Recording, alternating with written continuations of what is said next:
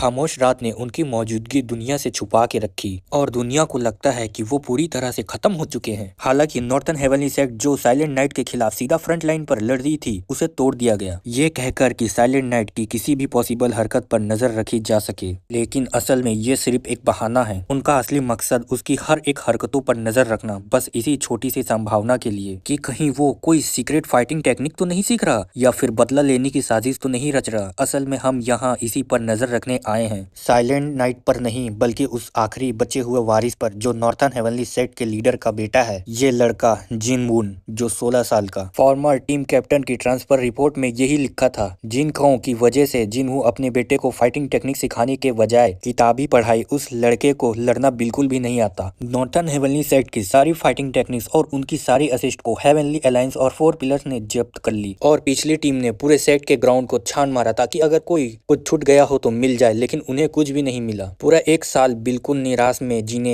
और कुछ भी ना करने के बाद वो लड़का आखिरकार संभल गया और रोजी रोटी के लिए ब्लैक स्मिथ का काम सीखने लगा। ये बात काफी फनी है कि नॉर्थन हेवनली सेट का लीडर का महान वारिस अपनी रोजी रोटी के लिए ब्लैक स्मिथ का काम कर रहा है। लेकिन इससे भी ज्यादा फनी बात यह है कि उसके पास ना तो कोई दौलत है और ना ही कोई फाइटिंग टेक्निक, और ये होता है हेवनली अलायंस का 3rd एग्जामिनेशन टीम का कैप्टन जंग पिशन। इसका मतलब यह है कि हमें इस जगह पर 3 साल तक सड़ते रहने की कोई वजह ही नहीं है। हमें दूसरे इंसान को बताया जाता है जो हेवनली अलायंस का 3rd एग्जामिनेशन टीम का वाइस कैप्टन सो मुनशंग है। हमारा मेन कैरेक्टर उनको देखता है और मुड़ जाता है और वहां से जाने लगता है और जाते जाते बोलता है, लगता है वो नए लॉकआउट ही होंगे, शायद अब कुछ टाइम के लिए फिर से काम थका थका हो जाएगा। तभी हम देखते हैं हाउस ऑफ 10,000 स्पिरिट्स। इस जगह का ये नाम इसीलिए पड़ा क्योंकि कभी यहाँ कन्फ्यूजन प्रिंसिपल और फाइटिंग टेक्निक्स पर 10,000 किताबें रखी जाती थी। शॉर्ट टेक्निक्स अब घोस्ट ब्लेड युआन चियन के पास है। जो भी यूजफुल हैंड टेक्निक थी वो डिमन फिश जो चियनवू के हाथ में है, और फुट टेक्निक ग्रेट टेम्पेस्ट कियोंग मोशेंग के कब्जे में है, और एनर्जी अटैक के सारी की नॉलेज सुपर स्ट्रेंथ अटैक सीमत आयरन ब्लड वॉरियर जे हैंगशिम ने ले लिया। नॉर्थन हेवनली सेक्ट छोड़ने वाले कई डिसाइपल ने 4 पिलर्स की सेवा शुरू कर दी और जिन 4 पिलर्स ने सेक्ट को बर्बाद किया था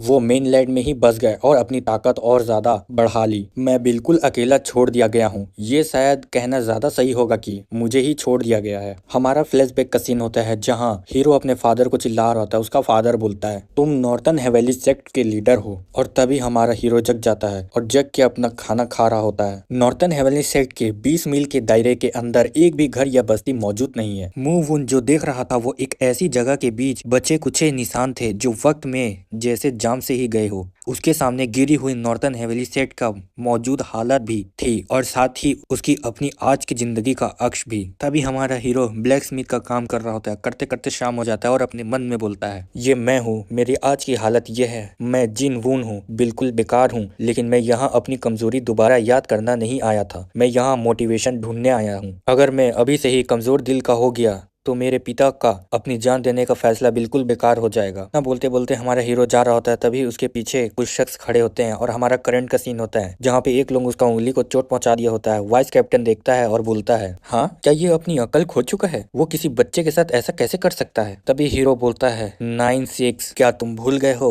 वो वादा जो मेरे पिता ने हेवनली अलायंस के साथ किया था? क्या 9-6 हेवनली अलायंस? तुम मेरे साथ ऐसा बर्ताव नहीं कर सकते। और रही बात उन असिस्ट और फाइटिंग टेक्निक्स की जिन्हें तुम सब इतनी शिद्दत से चाहते हो, क्या तुम्हें सच में लगता है कि हेवनली अलायंस ने उन्हें यहाँ छोड़ देते? वो सब कुछ कब का ले जा चुके हैं। तुम मुझे मार के मेनलैंड वापस जाना चाहते हो। हिम्मत है तो कोशिश करके देखो, हो सकता है वो अभी 4 पिलर्स की सेवा कर रहे हो, लेकिन 3 साल पहले अलग अलग हो जाने वाले 100 योद्धा आज भी नॉर्थन हेवनली सेक्ट के वफादार हैं। क्या तुम्हें लगता है मेरी मौत को वो बस यूं ही जाने देंगे? उनके लिए ये समझना मुश्किल नहीं होगा कि ये कत्ल था या खुदकुशी, और फिर वो तुमसे इसका पूरा हिसाब लेंगे।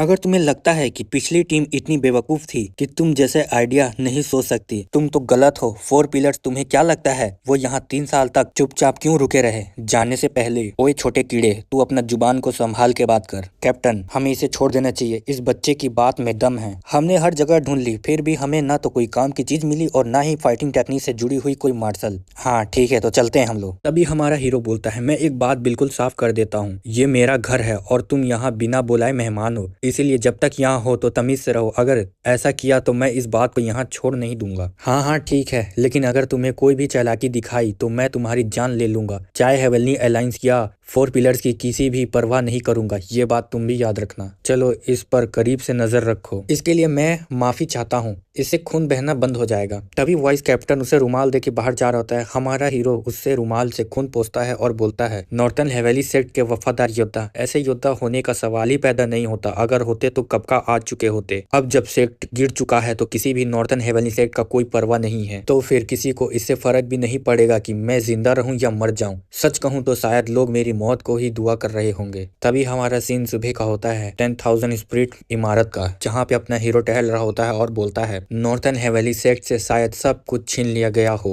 इतना बोलते ही अपना हीरो ऊपर आता है और बोलता है, लेकिन मेरा सबसे बड़ा हथियार अभी भी बाकी है। ये नॉर्थन हेवेली सेक्ट का सबसे बड़ा राज है, ऐसा राज जो फोर पिलर्स को भी नहीं पता। नॉर्थन हेवेली सेक्ट का आखिरी बची हुई फाइटिंग टेक्निक वो सेक्ट खुद में ही लिखी हुई है और उसी में बसी हुई है। इसके साथ हमारा ये चैप्टर खत्म हुआ। चैप्टर खत्म हुआ तो कैसा लगा बताना मुझे, और लाइक और सब्सक्राइब जरूर करना। तब तक के लिए मिलते हैं हम नेक्स्ट चैप्टर में।